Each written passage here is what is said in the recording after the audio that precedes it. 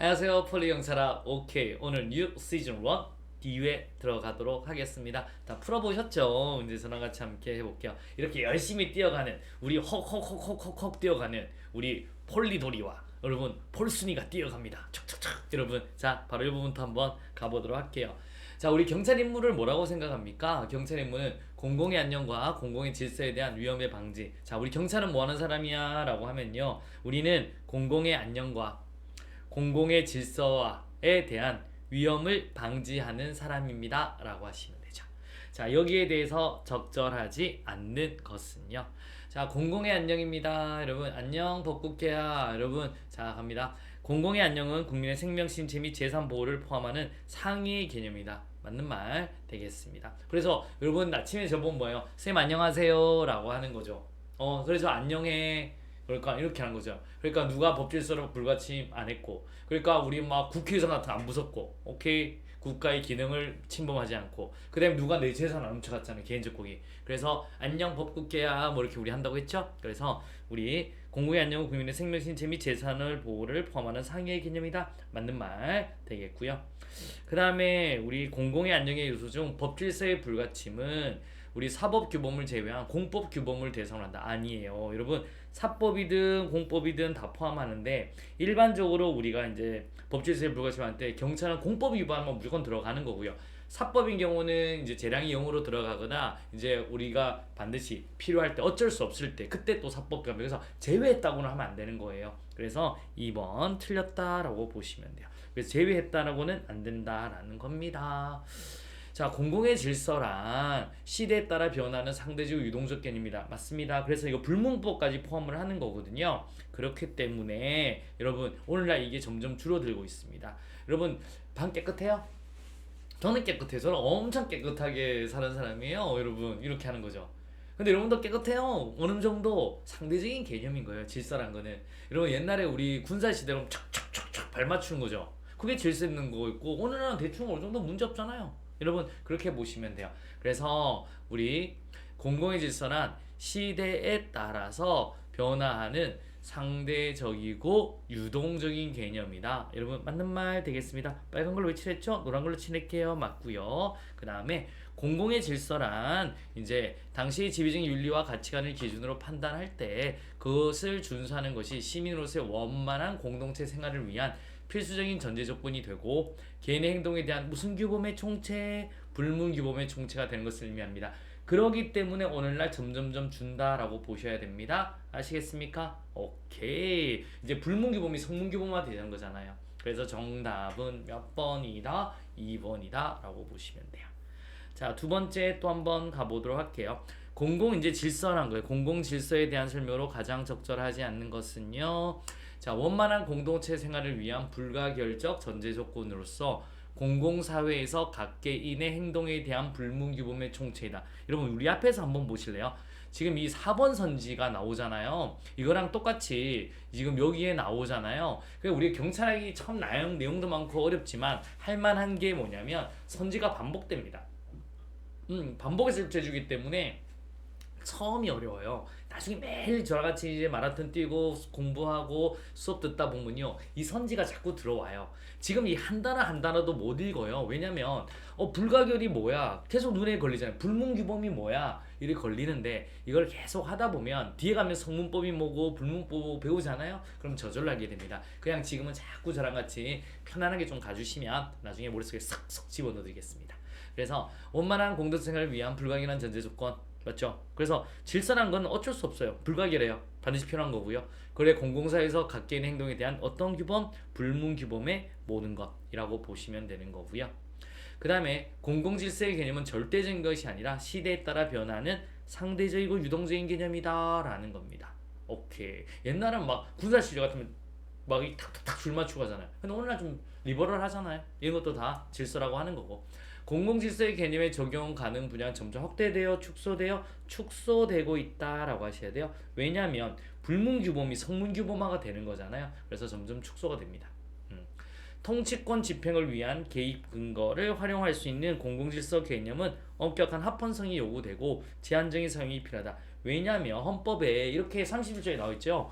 공공복리, 질서유지, 국가안전보장 필요에 따라 법률로서 권리랑 의무, 기본권을 제한할 수 있는 거예요. 단 본질적인 내용은 제한할 수 없다. 그렇기 때문에 합헌성이 요구되는 건 맞아요. 정답은 몇 번? 3번이 되겠습니다. 갑니다. 3번 한번 갑니다. 경찰의 임무를 공공의 안녕과 공공의 질서에 대한 위험의 방지라고 정의할 때 위험에 관한 설명 중 가장 적절하지 않는 것은요. 위험해라는 거죠. 자, 한번 가보도록 하겠습니다. 구체적 위험이란 개별 사례에서 실제로 또는 경찰의 사전적 시점에서 사실관계를 합리적으로 평가했을 때 오케이 가까운 장래에 공공의 안녕이나 질서에 대한 손해가 발생할 충분한 개연성이 있는 사항과 관련된다. 맞는 말 되겠습니다. 그래서 한번 해볼게요. 구체적 위험이란 자 경찰관의 합리적으로 평가했을 때 가까운 장래에 공공의 안녕과 질서에 손해가 발생할 충분한 개연성 손해가 발생할 충분한 개연성이 있는 사항이 구체적 위험이다라고 보시면 돼요. 그 가능성이 오케이 있는 것 그게 이제 우리 추상적 위험이다라고도 보시면 돼요. 개연성이 있는 상황과 관련이 있다. 맞는 말 되겠습니다.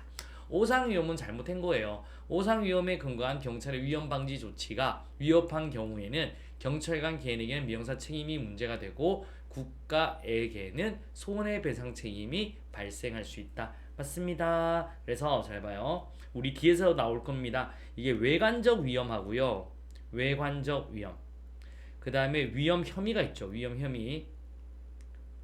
그 다음에 오상 위험이 있어요. 오상 위험. 금방 할 건데 외관적 위험 같은 경우는 이거는 적법해요. 위험 혐의도 적법합니다. 오상 위험은 이건 위법합니다. 위법해요. 그러니까 얘 같은 경우는 기본적으로 손해배상 못 가요. 얘도 손해배상 못 가요. 근데 얘는 위법하니까 손해배상을 가버리는 거예요. 아시겠습니까? 경찰관 개인한테도 얘는 못 물어요. 그 다음에 얘도 못 물어요. 적법했으니까. 얘는 잘못된 거거든요. 그러니까 이제 경찰관 개인한테도 미용사 책임을 물을 수 있는 거예요. 그래서 오상 위험은 잘못했으니 개인에게 미용사 책임이 문제가 되고 국가에게도 무슨 배상? 손해배상이에요. 그럼 얘들 같은 경우는 굳이 한다 그러면 특별한 희생이면 손실보상이거든요. 얘는 손해배상. 근데 여러분 지금 공부하다 보면 나 손해배상도 모르고 손실보상도 모르는데 3단원 들어가면 적법한 우리 행동 같은 경우는 손실보상이고 위법한 행위 같으면 손해배상으로 가요. 이 3단원을 배우면 또 너무 정확히 알 수 있는 거예요. 그래서 첫 페이지나 끝 페이지를 한 바퀴 빨리 돌리는 게 중요해요. 여러분 대한민국에서 2달 만에 경찰학을 강론까지 싹 다 돌리는 사람은 또 저 김규대 아닙니까?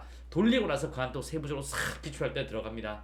그때 지금도 정하시 편하게 뛰시고요. 기출할 때만 빡 들어가시면 돼요. 그래서 이거 하실 때 그냥 좀 받아들여 주세요. 그래서 2번도 맞는 말 되겠습니다. 자, 또 한번 가볼게요. 경찰 임무도 갑니다. 외관적 위험은 봤을 때 위험했어요. 경찰관이 의무에 합당한 사려 깊은 판단을 했어. 오케이? 그래도 들어가 보니까 아닌 거예요. 그래서 지나가는데 살려주세요. 그래서 문을 팡 깨고 들어갔는데 TV 소리가 큰 거야. 그러면 이건 외관적 위험이죠. 어쩔 수 없지.